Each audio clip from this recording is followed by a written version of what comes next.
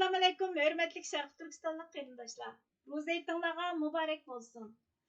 Ən aldı bilan Şərq Türkistan sürgündə hökumətinin Roza aytliq təbriknamasını diqqətinizə sunumuz. Şərq Türkistan sürgündə hökuməti Şərq Türkistanlıqlarning və dünyadagi musulmonlarning Roza aytini təbrikladi. Shundaqla Şərq Türkistan xalqini qat'iy iroda bilan turishga, dunyoni Şərq Türkistanning mustaqillik ko'rishiga yordam berishga chaqiriq qildi. Şərq Türkistan sürgündə hökuməti Baş Ministerlik İşxanası 20 mart günü Roza aytliq təbriknamasını ictimai axborotda ortaqlaşıb mundaq dedi. Şərq Türkistan sürgündə hökuməti dünya miqyasidagi musulmonlarning Roza aytini təbriklaydi. Ularga bayramlıq salam yollaydı. Bu gün roza tutuş, dua qilish va ibodat qilish, iymonni kuchaytirish, umidvor bo'lish, adolat va erkinlik to'g'risida tafakkur yurgizish vaqti bo'lgan Ramazon oyining oxirlashganligini bildiradigan muqaddas kun.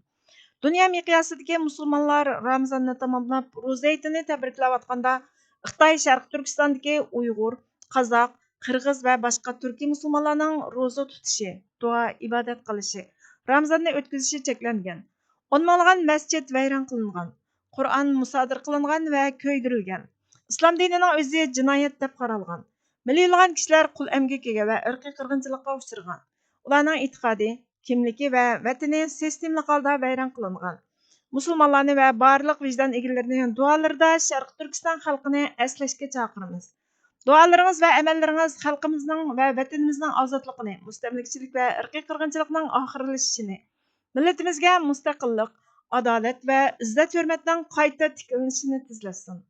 Ishg'ol qilingan vatanimizga va surgunda turayotgan Sharq Turkiston xalqi qat'iyligingizni saqlang. Biz mavjudligimizni saqlaymiz. İzzat hürmetimizni, imanimizni, erkinligimizni va milliy mustaqilligimizni asliga keltirish uchun kurash davomlashadi. Kimligimiz yo'qolishga qarshi terinadi. Millatimiz Allohning irodasi bilan erkinlikka erishadi. Alloh ro'za va duolarimizni qabul qilsin. Kamchiliklarimizni kechirsin va irodamizni kuchaysin.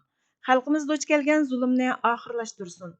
Millatimizni qayta gullantirsin va bu ulug'vor ishda bizga g'alaba ato qilsin. Assalomu alaykum aziz qarindoshlar. Hammamizning ulug' Ramazonda qilgan ibodatlarimiz qabul bo'lsin va duolarimiz ijobat bo'lsin. Shundaqla bu Ramazon bayramimizga muborak bo'lsin. Janobi Alloh bu bayramlarni eng qisqa zamonda mustaqil va hur Sharq Turkistonimizda billa xushallik ichida tabriklashga nasib qilsin. Amin. Qarindoshlar, Ramazon oyi Qur'on nozil bo'lgan oydir. Qur'on yaratquchimiz Allohning kalomidir. Qur'on shundoq bir muqaddas nur va qadrli kitobki, nerede nazil bo'lsa shu yerni muqaddaslashtirdi. Qaysi zamonda nazil bo'lgan bo'lsa shu zamonni muqaddaslashtirdi. Kimga nazil bo'lsa shu kishini qadrli qiladi. Qur'on Makka va Madinada nazil bo'ldi va bu shaharlarni ulug' qildi. Qur'on Muhammad alayhisalomga nazil bo'ldi va Muhammad alayhisalomni ulug' bir payg'ambar qildi. Qur'on Ramazon oyida nazil bo'ldi va Ramazon oyini ulug' bir oy qildi. Qur'on Ramazon kechalaridan bir kechada nazil bo'ldi va shu kechani qadrli qilib, qadr kechasiga aylantirdi.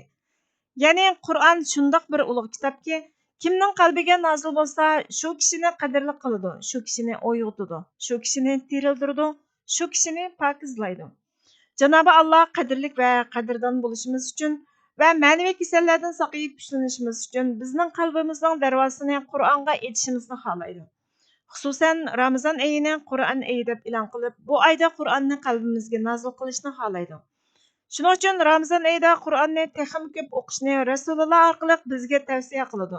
Shuning uchun Ramazon oyida qalbimizning darvozalarini Qur'onga to'liq ochib berishimiz kerak. Chunki Qur'on bir ulug' nurdir. Bu nur insonga yaqinlashgan sari insonning ichi nurlanadi. Aqli uyg'onadi, iymoni jonlanadi, vijdoni pokizlanadi. Qalbiga iymon, vijdon, farosat va numus qatorliq ma'naviy quvvatlarning hammasi qaytib keladi. Qur'on bir qalbga nazil bo'lsa, u qalbda iymon sulton bo'ladi. Iymon sultonligidagi qalbda do'st va dushman qarshi aniq bo'ladi. Bu qalbda haq ustidagi haq do'stlarga va adolatparvarlarga do'stlikdan boshqa narsa bo'lmaganidek, dushmanlarga, zolimlarga va tajovuzchilarga histoshlik va sabtoshlikmi bo'lmaydi. Bu nuqtadan qaraganda Ramazon oyi materializm va modda asoratidan qutulish uchun ma'naviylashish va ruhiy chiniqish zamonidir. Bu chiniqishda ma'naviy pokizlik, ruhiy kuchlanish va iymuniy taraqqiyot nishon qilingan. Bundan oxirgi g'oya modda bilan ma'no, hissiyot bilan aql va nafs bilan ruh orasidagi tengqurlikni asliga keltirishdir. Bu tengpunglikni Qur'on tilida fitrat deyiladi. İnsanның maddi tərəfi küçəyən siri mənəvi tərəfi azlaydı. Maddi tərəfi kengaygan siri mənəvi tərəfi taraydı.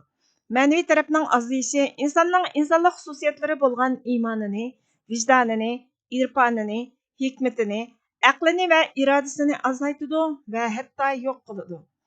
İnsanның maddi tərəfi küçəyən siri mənəvi tərəfi azlaydı. Maddi tərəfi kengaygan siri mənəvi tərəfi taraydı. Mənəvi tərəfinin azlayışı insanның insanlıq xüsusiyyətləri bolğan imanını, vicdanını, irfanını, hikmetini, aqlini və iradəsini azaytıdı və hətta yox qılıdı. İnsanның maddi tərəfi kengaygan siri insanның şəhvəti küçüydü. Dünya iştahası aşıdı. Haq dostlarına qəzəb nəfrəti aşıdı. Mal dünya hirismənliki, təmaxurluqı aşıdı. Başqalarını yaratmay özünü görsütüş xuyu payda buludu. Qorqunçaqlıq, namərtlik, vafasızlıq, riyakarlıq, yalğancılıq, samimiyatsizlik, xainlik və munafiqlik qatarlıq bütün mənəvi kasalliklar baş götürdü. Qarindoshlar, İşletilgan her qandaq narsa kirilishidi, upraydi və hətta buzuludi. Biz bu hayotda moddiy a'zolarimizdan ma'naviy a'zolarimizni qatma-qat ko'p qo'llanamiz. Masalan, bir kunda qo'limizni 100 qatim qo'llansak, qalbimizni 1000 qatim qo'llanamiz. Qo'limizni ba'zi ishlarimizda qo'llansak, qalbimizni har ishda qo'llanamiz. Chunki insonning har ishi qalbining tasdiqi yoki buyruqsiz ishga oshmaydi. Shuning uchun qalbimiz qo'limizdan texim ko'p kirilishidi. Jismoniy salomatligimiz uchun qo'limizni pokiz tutishimiz kerak bo'lganidek, ruhiy va ma'naviy salomatligimiz uchun qalbimizni pokiz tutishimiz kerak. Chunki jismoniy kasallik bizning dunyoligimizga ziyon yetkazsa, ma'naviy kasallik bizning dunyo va oxiratligimizga ziyon yetkazadi. Qalb davomli inqiloq bo'lib turadigan organ. İçimizdagi va atrofimizdagi barliq qiliqlar, atrofimizdagi barliq gunohlar, Xitoy tajovuzchilarining aksinklaviy tashviqotlari, Xitoy sepida ishlaydigan milliy munofiqlarning barliq fitna fasadlari, odamiy va jinniy shaytonlarning vasvasalari, shaytonning g'ochisi dajjal sistemalarining ezib qo'llari hammasi qalbimizga ta'sir ko'rsatadi. Qalbimizni kir qiladi, qalbimizni ojizlatadi. Qalbimiz mazkur dushmanlarning viruslari bilan yuqlanib, to'g'ri tuzgun ishlay olmas bo'lib qoladi. Buni bilgan mehribon yaratquchimiz Alloh bu Qur'onni bizga hadiya qilib, Ramazon oyini Qur'on bilan pokizlanish zamoni qilib bekitgan. Shundaqla Ramazon orqali pokizlanishimizni, uyg'onishimizni, tirilishimizni va kuchlanib aslimizga kelishimizni xohlagan. Va bu sababdan Ramazon ro'zasini bizga farz qilgan va Ramazonda Qur'onni qalbimizga qachalashni amr qilgan. Bu nuqtadan qaraganda Ramazon oyi yillik pokizlik zamoni. Bu ayda insonning butun ma'naviy organlari pokizlanib asliga keltiriladi. Bu ayda insonning ma'naviy dunyosi tirildiriladi. Qalb poytaxti nafs tajovuzchilaridan ozod qilinib, iymon sultoni qayta taxtga chiqadi. Qalbdagi iymonning amonligini vijdon muhofizlari qo'g'daydigan bo'ladi. Ramazon oyida ma'naviyat askarlari terilib, qalb poytaxtini nafs tajovuzchilaridan ozod qilib, iymon shoyini asli vatani qalb taxtiga qaytarib kelganligi uchun Ramazon oyi oxirlashganda Ramazon bayrami qilamiz. Bu bayram dinimizda Eid deb ataladi. Bu kalima lug'atda qaytib kelish deganlik bo'lib, insonning o'z fitratiga qaytib kelishi, shundaqla iymonning qalbga shohid sifatida qaytib kelishi ko'zda tutilgan. Shuning uchun bu bayramni ozodlik bayrami deyishga bo'ladi. Chunki Ramazonda qalb nafs kontrolidan qutulgan va iymonning rahbarligiga o'tgan bo'ladi. Shuning uchun biz bu kalimani bir oz uyg'urchalashtirib Eid deb ataymiz. Bu bayramda bir-birimiz bilan aytlashganda Eytiniz mübarek bo'lsin deganlik nafsingizni yengib qalbingizdan nafs tajovuzchilarini qo'g'lab chiqarganingiz muborak bo'lsin deganlikdir. Shundaqla qalb taxtingizga iymon shoyingizni qaytarib kelganligingiz muborak bo'lsin deganlikdir. Hammamizga ma'lumki, bayramlar azaldan buyuk inqiloblarni qilib g'alaba qozonganlar tarafidan o'tirg'i chiqariladi. Ramazon va Qurbon bayramlari Alloh tarafidan bayram qilib bekitilgan. Chunki Allohning qo'shini bo'lgan mu'min musulmonlar bu bayramlardan burun ma'naviy jihatdan jihad qilib, nafs tajovuzchilarini yengib, qalb poytaxtini ozod qilib, iymon shoyini o'z taxtiga qaytarib kelganligi uchun Janobi Alloh bu g'albini taqdirlab, Ramazon va Qurbon bayramlarini musulmonlarga diniy bayram qilib bekitib bergan. Bu Ramazon bayrami nafsini yengalgan yigitlarga muborak bo'lsin. Bu Ramazon bayrami bu buyuk jihatda g'alaba qozongan mardlarga muborak bo'lsin. Bu Ramazon bayrami qalb poytaxtini ozod qila olganlarga muborak bo'lsin. Bu bayram iymon sultonini qalb taxtiga chiqara olganlarga muborak bo'lsin. Bu bayram to'g'ri yo'lga ergashganlarga muborak bo'lsin. Bu bayram o'ziga xoinlik qilmaganlarga muborak bo'lsin.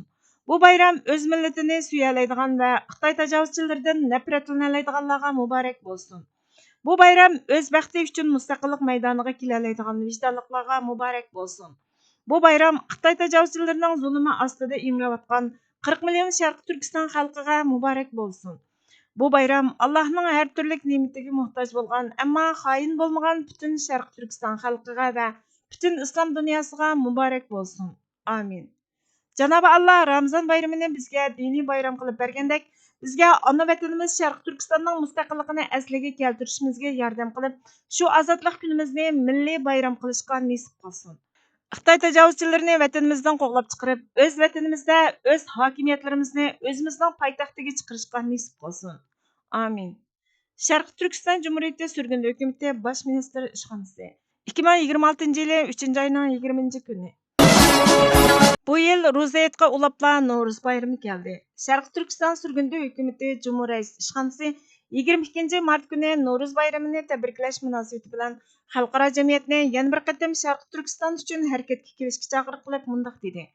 No'ruz bayrami munosabati bilan bu qadimgi va mangulik an'anani tabriklagan dunyoning to'rt tarafidagi Hindu, Yevropa va turk xalqlariga salomlarimizni yo'llaymiz. Sharq Turkiston bilan tarixiy, kultural va etnik bog'lari cho'nqur va uzilmas bo'lgan qo'shni va qarindosh davlat O'rta Osiyo xalqiga cho'nqur orzu-armonlarimizni yo'llaymiz.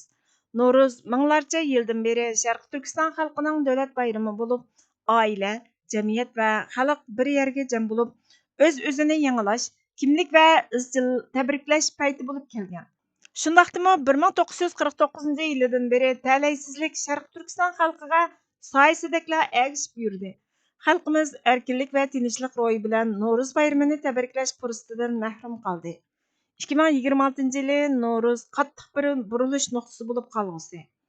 Xitoy ishg'oliyatchi kuchlarining Sharq Turkistonni ishg'ol qilganligiga 76 yil bo'lgan Sharq Turkistondagi Uyg'ur, Qozoq, Qirg'iz va boshqa turkiy xalqlarning kimligi, jismoniy va kulturini yo'qotish maqsadida planlanib ijro qilinayotgan irqiy qirg'inchilik va insoniyatga qarshi jinoyatning cho'nqurlashganligiga 12 yil bo'ldi. Shadxuramlikqa cho'milish kerak bo'lgan bu vaqt besim, mahrum qoldirish, zulm chektirish bilan davomlashmoqda.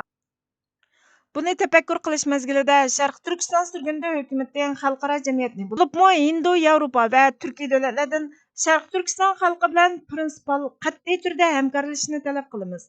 Biz 2026-yili No'ruzni tabriklayotganda faqat yangilanishni tabriklab qolmay, ota-bobolardan qolgan an'anani amaliylashhtirish haqqidan mahrum qolganlarni eslaylik. Hukumatlarni, organlarni va vijdon egisi insonlarni davomlashayotgan irqiy qirg'inchilikqa yuzlashish, buni oxirlashtirish uchun ahamiyatli qadam olishga chaqiramiz. Bu yilgi No'ruz bayramini tabriklayotganda Sharq Turkistonda kundan kunga ortayotgan yo'qotilishlardan qattiq umidsizlandik. Millatimizning hech bir vaqt aslanmasi, rasmiy uchurlar va ommaviy tabriklashlarda kimligimizning, bayrog'imizning qasddan chetga qiqilishi, ochiq va qabul qilg'ili bo'lmaydigan bir yo'qotish modelini aks ettirmoqda. Bu sukutni parvozsizlik sifatida o'tkazib o'tish tarixiy haqiqat va hozirgi mavjud ahvolni qabul qilmaslik ma'nosida keladi. Bu merosi No'ruzning asosidan ayrilmaydigan bir xalqning chetga qiqilishi va o'chirilishiga bevosita tuhfa qo'shadi.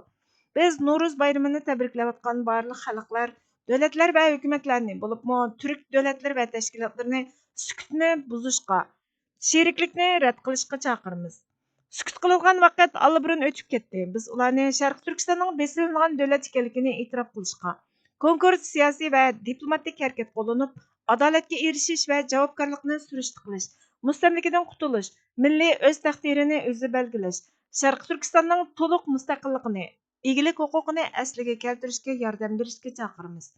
Bizning eng chong umidimiz 2026-yillik No'ruz bayramining bir burilish nuqtasiga aylanishi. Xalqimizning No'ruzni tabriklash haqqiga ishg'ol, besim va buzg'unchilikqa uchratish soya tushiradigan yana bir yil bo'lib qolmasligidir. Tinchlik, adolat va milliy g'urur yangidan asliga keltirilgan mustaqil va Sharq Turkistonda No'ruzning yangidan bir shaklda tabriklanadigan kunini to'rt ko'z bilan kutmoqdamiz. Bu No'ruz insonlarning irodasini kuchaytirsin, vijdonini uyg'otsin, dunyoni adolatga yaqinlashtirsin. Mush kungacha biz Sharq Turkiston xalqining milliy erkinligimizni, izzat hurmatimizni va Mustaqilligimizni asliga keltirish uchun qilayotgan kurashlarimiz murassassiz davomlashadi dedi. Sizga vaqt ayırğanlar uchun ko'pdan-ko'p rahmat. Aman esan, xotirjam hayot o'tkazishinglarga tilakdoshmiz. Kelar qitimqi programmamizda ko'rishguncha Allohga omonat bo'lgaysizlar.